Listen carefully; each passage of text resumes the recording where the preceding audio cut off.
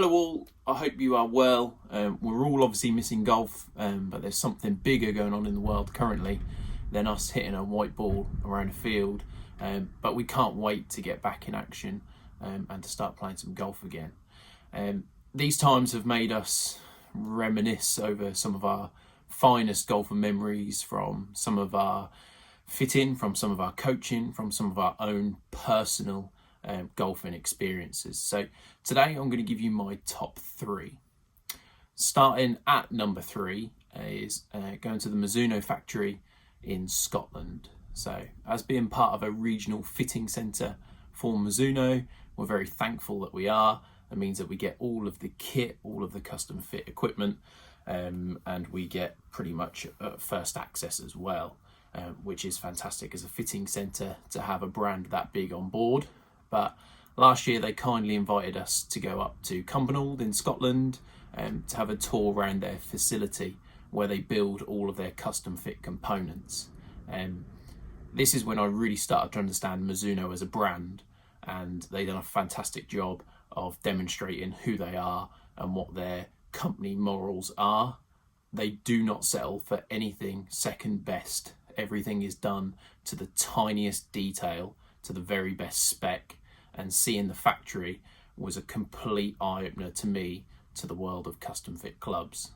For years I've been fitting golf clubs now, and it's as easy as we phone Mizuno with your custom spec, they build it, ship it, and it's with us within 10 working days, which is quite fascinating. But to see it go through the belt itself, go through all the working lines, from how they cut the shaft, how they measure the shaft length, how they swing weight the club, how they stamp some of your wedges, all of it was just a fascinating insight into what they do on a daily basis.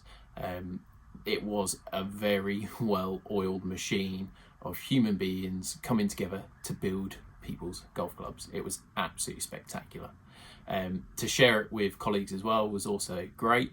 And the next day they kindly invited us to play Gleneagles as well, which was just an unreal experience. And it helps when you take all the money off your colleagues as well, so that's good. Number two on my list is St Andrews in Scotland. So last year I was very fortunate enough to go to Scotland, this time with Sir Ixon. They invited me up alongside 40-50 other coaches and PGA professionals to play in an event which was hosted at Kings Barnes for 2 days. The golf course was just spectacular. The links golf was amazing. The views were special. It was just a real great couple of days with some fantastic company. Met some really passionate people for golf and got some really good contacts, which is always a good start. But on the last day, my transfer was not till 7 p.m. in the evening. My flight, was not till 7 p.m. in the evening. So my transfer was about 2-3 o'clock-ish. So I said, right, okay, what I'm going to do is the guy I was sharing a room with, Dean, who's one of the coaches down in Reading, he was leaving at 5:30 in the morning. So he said, I'll try not to wake you up. And we, let's just say, had a few liquids the night before, and it got to about 12:30, and he said, right, I've got to go to bed now. I've got to be up in about 5 hours. He said, I won't wake you up. I said, don't worry, what I'm going to do, and this sounded like a great idea at the time, I'm going to wake up early with you, and not only am I going to wake up with you, I'm going to go and try play St Andrews. So for those of you that don't know, at St Andrews they have this thing called the singles queue. So if you get there early enough, you can queue outside the front door in so-called the singles queue. And if nobody turns up that day, so if you have a 4-ball and let's say the fourth member is ill, they go to the singles queue, straight on the first tee, off you go play St Andrews. Ding dang do. Fantastic. So I said, right, I'm going to go do that. And if I get there at about 5:45, 6 o'clock, hopefully I'll be one of the first in line. So this is what I'd read online. If you get there early enough, you'll be fine. Before 6, you're normally pretty good at that time of the year. So I got up in the morning. We're both feeling pretty worse for wear, but off I went, packed all my bags, got my golf clubs ready. It was about 3 degrees. It was absolutely freezing. I must have had about 30 layers on. Taxi dropped me off and he said, you should be fine. He said, normally there'll only be a couple of people there. got there and I was number 16 in the queue, so there was 15 people in front of me. But the whole experience for the next 6-7 hours was just amazing. It got chatted. There was people there from all around the world. A lot of them were American, and we were all there for one reason, and that was to play the home of golf, because we all love golf. So the banter, the chat that went on for the next 6-7 hours whilst we were all waiting to see if we had a tee time was just special. I'd never seen St Andrews either. We drove past it quickly on the way up, but I'd never actually been there. So seeing the sunrise over St Andrews, standing pretty much on the first tee next to the putting green, was just a spine-tingling moment. Unfortunately, I didn't get on. I was left at number 1, so I'd finally got to the next position waiting for a cancelled tee time, and unfortunately it got to about 1:30 and I realised I'd probably need to get back to the hotel and go make my transfer. So unfortunately I didn't get to play it, but the whole experience was just special.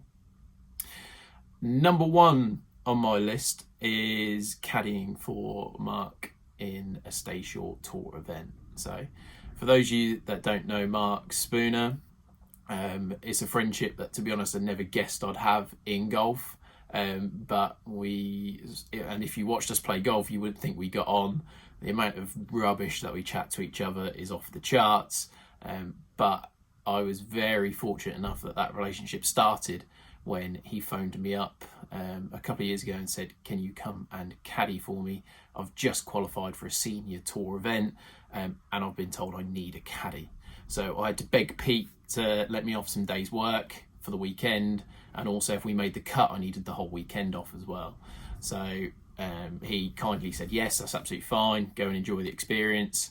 And the whole couple of days was just magnificent. So to give you an idea, the Stay Short Tour is the European Tour Senior Tour.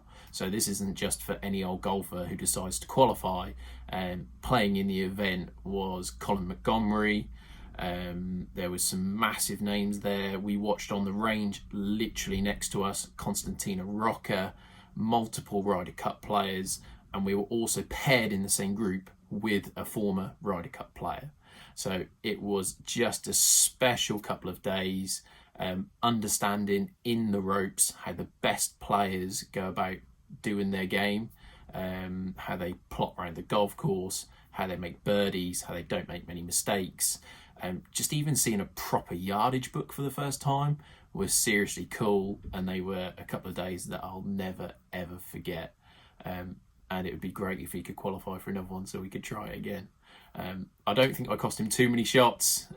We picked a very good club on one of the par 3s over water, which he kind of talked me into, and he ended up going, yep, this is the one. I was like, don't think it is. And boy, was it the one. It was so good. So kudos to him. Very amazing feat, even qualifying for it. He's still trying to qualify for some senior tour events, and he's doing very well. His game is superb, but to see it inside the ropes at a professional event was very special to me, and like I said, one I'll never forget. So there's my top 3 memories. I hope you enjoyed it. If you've got any suggestions for us over the next couple of weeks whilst we're stuck in lockdown, it'd be great to hear from you. Feel free to grab us on our social media or on my social media, and hopefully we'll have some more coaches with their top 3 moments coming right up. See you soon.